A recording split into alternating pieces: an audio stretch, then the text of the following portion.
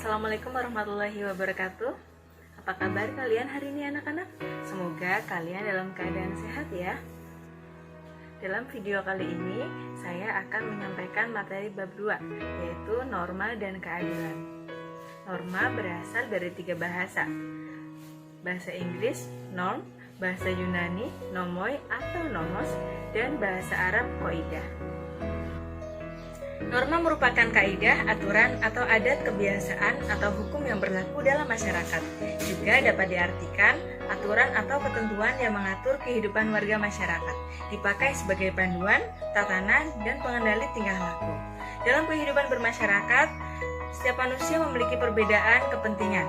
Untuk melindungi kepentingan dan menghindari perselisihan akibat perbedaan kepentingan tersebut, diperlukan adanya norma. Dalam kehidupan bermasyarakat terdapat 4 macam norma, yaitu norma kesopanan, norma kesusilaan, norma agama, dan norma hukum. Yang pertama, norma kesusilaan, yaitu peraturan hidup yang bersumber dari suara hati nurani manusia. Contohnya, tidak mengambil dompet seorang yang terjatuh atau tertinggal. Kemudian contoh yang kedua, tidak menyontek pada saat ulangan atau ujian. Norma yang kedua, norma kesopanan, yaitu peraturan hidup yang bersumber dari pergaulan hidup manusia. Contohnya, berkata sopan kepada orang tua atau guru, menggunakan tangan kanan ketika menunjukkan sesuatu, dan sebagainya. Yang ketiga, norma agama, yaitu peraturan hidup yang bersumber dari wahyu Tuhan.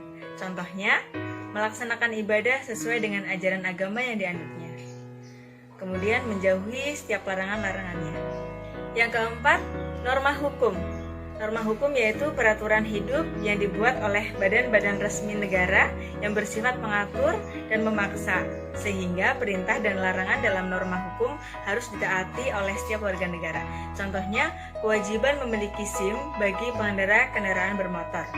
Contoh yang kedua, menggunakan helm bagi pengendara kendaraan bermotor roda 2. Ada beberapa manfaat jika kita menaati norma. Yang pertama, membuat hidup kita menjadi tenang. Yang kedua, membuat pergaulan menjadi rukun, tertib, dan damai. Yang ketiga, mengendalikan tingkah laku agar sesuai dengan norma.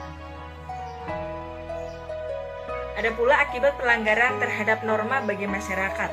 Yang pertama, mengakibatkan perselisihan, pertengkaran, atau kekacauan, melanggar hak-hak orang lain, kemudian merugikan hak atau kepentingan orang lain. Setiap warga negara harus diperlakukan sesuai dengan hak-haknya dan tidak diperlakukan secara sewenang-wenang. Norma diperlukan dalam kehidupan masyarakat untuk melindungi kepentingan-kepentingan manusia sehingga dapat terwujud ketertiban dan kedamaian dalam kehidupan. Fungsi norma dalam masyarakat antara lain sebagai berikut. Yang pertama, pedoman dalam bertingkah laku. Norma memuat aturan tingkah laku masyarakat dalam pergaulan sosial. Yang kedua, menjaga kerukunan anggota masyarakat. Norma mengatur agar perbedaan dalam masyarakat tidak menimbulkan kekacauan atau ketidaktertiban. Yang ketiga, sistem pengendalian sosial. Tingkah laku anggota masyarakat diawasi dan dikendalikan oleh aturan yang berlaku. Dalam pasal 1 ayat 3 Undang-Undang Dasar Negara Republik Indonesia tahun 1945 menyatakan bahwa negara Indonesia adalah negara hukum. Yang dimaksud negara hukum adalah negara yang mendasarkan segala sesuatu, baik tindakan maupun pembentukan lembaga negara pada hukum tertulis atau tidak tertulis. Menurut Albert Van Dijk, negara hukum mengandung 3 unsur.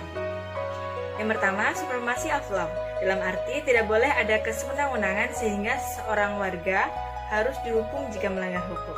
Yang kedua, equality before of law, setiap orang sama di depan hukum tanpa melihat status dan kedudukannya, baik bagi rakyat maupun pejabat. Yang ketiga, human right, diakui dan dijaminnya hak-hak asasi manusia dalam undang-undang atau keputusan pengadilan. Mewujudkan keadilan merupakan salah satu teori tertua dari tujuan hukum.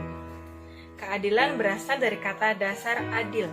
Dalam Kamus Besar Bahasa Indonesia diartikan sebagai tindakan, tidak berat sebelah, sepatutnya, dan tidak sewenang-wenang. Nilai-nilai keadilan yang harus terwujud dalam kehidupan bersama ada 3: keadilan distributif, keadilan legal, dan keadilan komutatif. Menurut pandangan hukum, keadilan mengandung arti adanya jaminan negara terhadap anggota masyarakat untuk mendapatkan apa yang menjadi haknya dan memperoleh perlakuan yang sama di hadapan hukum. Manusia sebagai makhluk sosial, hidup dan berada di tengah-tengah masyarakat sekaligus menjadi warga dan anggota masyarakat yang bersangkutan. Sudah merupakan kelaziman bahwa dalam suatu masyarakat ada norma dan aturan yang berlaku. Norma dan aturan tersebut wajib ditaati oleh semua anggota masyarakat. Ketaatan adalah sikap patuh pada aturan yang berlaku. Kepatuhan harus muncul dari dorongan tanggung jawab sebagai warga negara yang baik, bukan disebabkan oleh adanya sanksi atau hadirnya aparat negara. Banyak hal yang dapat kalian ambil dari materi bab 2 ini. Semoga kalian dapat memahami dan dapat mengaplikasikan dalam kehidupan sehari-hari. Sekian dari saya, terima kasih. Wassalamualaikum warahmatullahi wabarakatuh.